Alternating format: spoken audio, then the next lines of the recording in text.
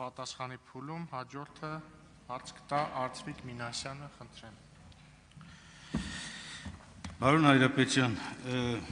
շարունակելով իմ գործընկերների հարցադրումը, նախ արձանագրենք, որ իսկապես իրավական որոշակիության տեսակետից ներքաղաքական կյանքին միջամտության բովանդակություն արտահայտությունը չափազանց անորոշ է։ Այո, դուք բերեցիք կոնկրետ հիմա ձեր մոտեցումը, վստահ եմ հիմնված է նաև որոշակի առումով եռոջ դիրեկտիվների վերլուծությունների վրա, բայց այնուամենայնիվ օրենքի մակարդակում չտալ չափորոշիչ առնվազն նշանակում է թողնել անորոշության մեջ, ինչը սահմանադրական հիմնական կարգավորման խախտում է նշանակում։ Եվ հետևաբար այդ տեսակետից առաջարկը նա է, որ հանել ես դրույթը, մանրամասնել, քննարկել, տալ չափորոշիչներ նոր ներառել։ Երկրորդ հարցը առաջին հոդված 2-ի 6-րդ կետով ասում է արգելում է քրեական ենթամշակույթի քարոզ պարունակող ֆիլմերի հեռարձակումը։ Արդյոք օրինակ սա նշանակում է կնքահայր ֆիլմը չպիտի հեռարձակվի, այսուհետ որևէ հեռուստաալիքով, եւ եթե օտարերկրյա հեռարձակում է տեղի ունենում, ապա պետք է դադարեցնել։ Էլի հարցեր կան, բայց այս Շնորհակալություն։ Ամենայն հարգանքով, պարոն Մինասյան, անձնապես ինձ համար ընդունելի չէ այդ դրույթը նախագծից հանելու ձեր առաջարկը։ Ես ձեզ կուզեմ մի հարց տալ, համել կարծում եմ օգտակար կլինի մեր բանավեճի համար եւ քաղաքացիների համար։ Դուք հանդուրժում եք, կհանդուրժեք ընդհանրապես որևէ Հայաստանի Հանրապետության տարածքում հեռարձակվող որևէ օտարերկրյա հեռուստածրագրում Հայաստանի Հանրապետության ներքաղաքական կյանքին միջամտություն, թե ոչ։ Վստահ եմ, որ ոչ։ Հույս ունեմ, որ ոչ։ Առնվազն հույս ունեմ, որ ոչ։ Եթե ոչ, ապա այստեղ առանձնապես քննարկելու բան չունենք։ Առնվազն դեռ վաղուց մենք սա պիտի ամրագրած լինենք, որ կարգավորող մարմինը դրա շրջանակում իր վերահսկողական գործառույթները կատարեր։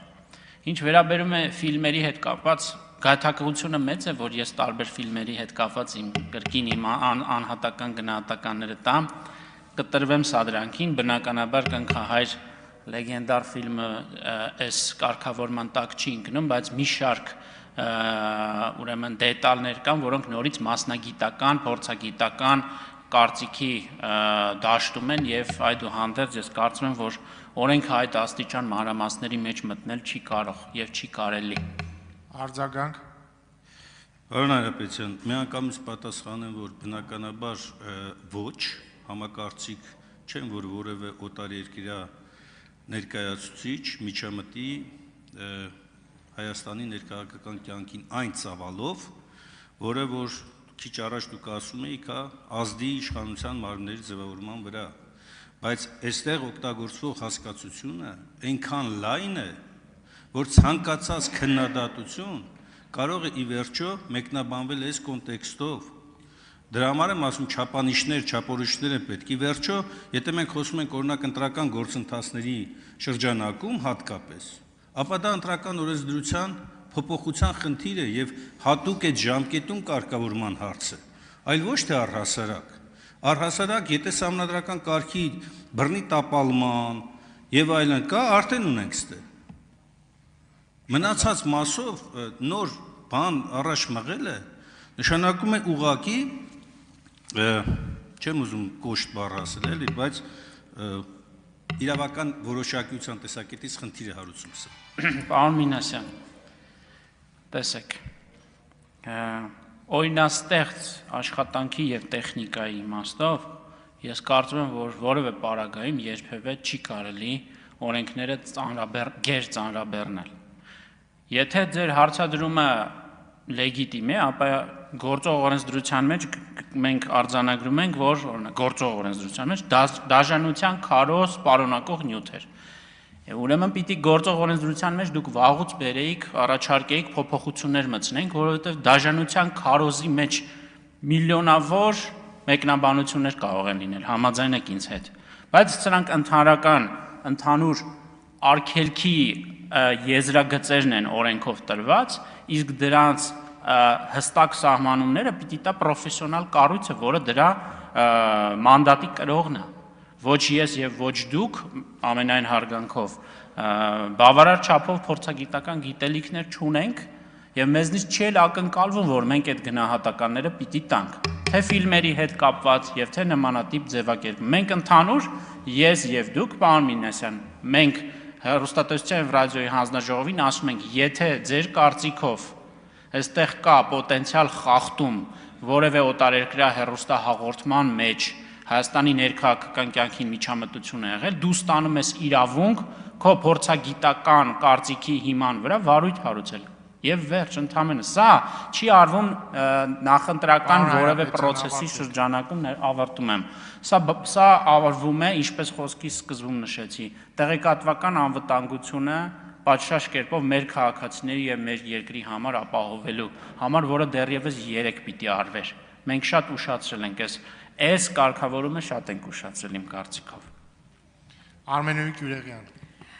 Պարոն Մխիթարյան, ես համոզված եմ, որ դուք ճշգրիտ գիտության ներկայացուցիչ լինելով հանդերձ, իսկապես պետք է այդ ճշգրիտ մտածողությունը կրեք ձեր մեջ եւ կրում եք, ես դրանում համոզված եմ, եւ հենց նոր դուք հնչեցրեցիք, որ մենք տալիս ենք ՀՌՀ-ին լիազորություն, որ եթե դուք գտնում եք, որ այստեղ ինչ-որ սխալ է կատարվել, ապա դուք վարույթ հարուցեք, բայց Արդյոք սահմանադրության 196 հոդվածի 6-րդ մասը, որը հնչում է հետևյալ կերպ, ՀՌՀ-ի լիազորությունները, գործունեության կարգը եւ երաշխիքները սահմանվում են օրենքով։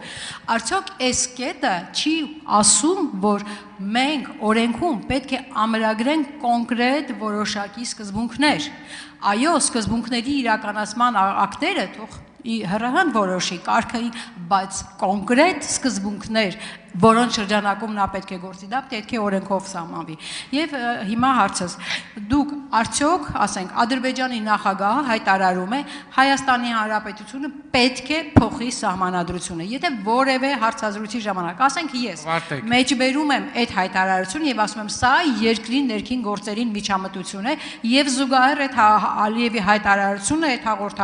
հեռուստատեսությունը վերահաղորդում է, սա համարվում է ներքին գործերին միջամտություն։ Շնորհակալություն։ Տիկին Գյուլերյան, դուք ինքներդ ընթերցեցիք սահմանադրության 196-րդ հոդվածը, որտեղ ասում են, որ ՀՌՀ-ի լիազորությունները սահմանվում են օրենքով։ Նկատի ունեմ, օրենքը իմ կարծիքով որևէ պարագայում չի կարող եւ չպետք է մտնի ենթաօրենսդրական աշխատանքային տիրույթ։ Եթե այդպես է, մենք ունենանք գործող օրենսդրության ծավալից 100 անգամներով ավելի փաստաթղթեր։ Եթե այդ պարագայում կներեք սահմանադրական մարմնի իմաստը որն է։ Եթե ես եւ դուք հիմա պիտի որոշենք ՀՌՀ-ի փոխարեն, թե որն է համարվում ատելության խոսք եւ որը չի համարվում ատելության խոսք եւ ոնց ինքը պիտի վարչարություն անի կամ չանի, կներեք։ Այդ դեպքում սահմանադրական մարմին ունենալը այդ ինչ բուտաֆորիա է, մենք դրա անհրաժեշտություն չունենք, գնանք սահմանադրությունը փոխենք, ես եւ դուք զբաղվենք այդ գնահատականները տանք։ Մեր կարծիքով օրենքով ուղղակի պիտի սահմանենք ՀՌՀ-ի այն լիազորությունը,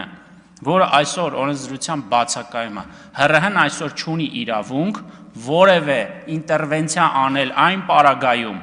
երբ իր կարծիքով եւ ձեր կարծիքով, որովհետեւ պարոն Մինասյանն է ասաց, ինքը դեմ է, որ մեր ներքաղաքական կյանքին միջամտող հեռուստա կոնտենտ հրամցվի մեր քաղաքացիներին օտարերկրյա։ Արձագանք։ Շարունակեմ, լավ արձագանք։ Պարոն Մխիթարյան, դուք իմ հարցին չպատասխան կներեք։ Հետևական են։ Ոչ, ասեք։ Ամեն դեպքում գիտեք, որ դա դուք եք։ Իմ հարցին չպատասխանեցիք։ Արդյոք Ալիևի հայտարարությունը երկու հարց եք տվել, հա, համարում եք ներքին գործերին միջամտություն, եթե որևէ մեկը մեջբերում է այդ հայտարարությունը եւ զուգահեռ գնում է այդ հաղորդումը, արդյոք այդ հեռուստահաղորդողը, հեռարձակողը կամ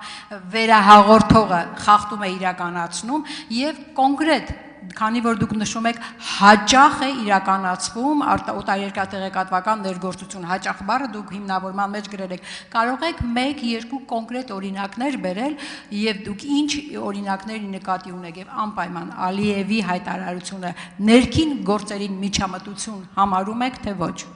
Շնորհակալություն։ Ես թերևս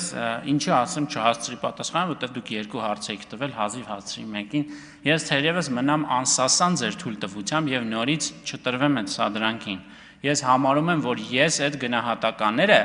եթե քաղաքական գնահատականներ եք ուզում հնչեցնել, ես մեծագույն սիրով պատրաստ եմ տալ։ Օրինակ տվել եմ Վլադիմիր Սալավյովի հայտնի քաղաքական հաղորդման ժամանակ ես հանրային հրապարակային իմ խոսույթում այդ գնահատականները տվել եմ, որ այո, իմ կարծիքով դրանք, բայց դրանք հիմնված են եղել ՀՌՀ-ի զեկույցի վրա։ ՀՌՀ-ն ԲՏԱ նախարարությանը տվել է զեկույց, ասելով, որ կա փորձագիտական, մասնագիտական եզրակացություն, դուք պիտի գնաք հանրային մուլտիպլեքսում արգելափակեք այդ հաղորդումը, որովհետև խախտվել է միջկառավարական համաձայնագրի դրույթներից մեկը։ Խնդրում եմ ձեզ, Տիկին Գյուրեղյան, ես հասկանում եմ բոլոր նյուանսները ձեր խոսքի, բայց ես առաջարկում եմ առաջնորդվել ինստիտուցիոնալ մոտեցմամբ։ Այս պարագայում, երբ մենք խոսում ենք քաղաքականությունների մշակման մասին, որևէ էմոցիոնալ, անձնական, սուբյեկտիվ դիրքորոշում իմ կողմից ընդունելի չէ։ Ինչ վերաբերում է կոնկրետ, եթե դուք ուզում եք անպայման ես այս կամ այն երկրի նախագահին անդրադառնամ ազգային ժողովի ամբիոնից ասեմ, դա կարող է դիտվել որպես ներքին գործերին միջամտություն եւ հեռարձակողը պիտի կրի պատասխանատվություն կամ չդիտվել։ Դա իմ գնահատման տիրույթում չէ։ Դա կարգավորող ինստիտուցիոնալ սահմանադրական անկախ մարմնի գործն է։ Այլ բան է դուք վստահում եք այդ մարմնին թե չէ, դա արդեն այլ խոսակցություն է եւ ես այդ իրավասությունը չունեմ նման գնահատականներ տալ։ Հարցերի համար հատկացված ժամանակը սպառվեց, կարող եք զբաղեցնել ձեր տեղը։ Հարակից զեկուցման համար ամբիոնի մոտ եմ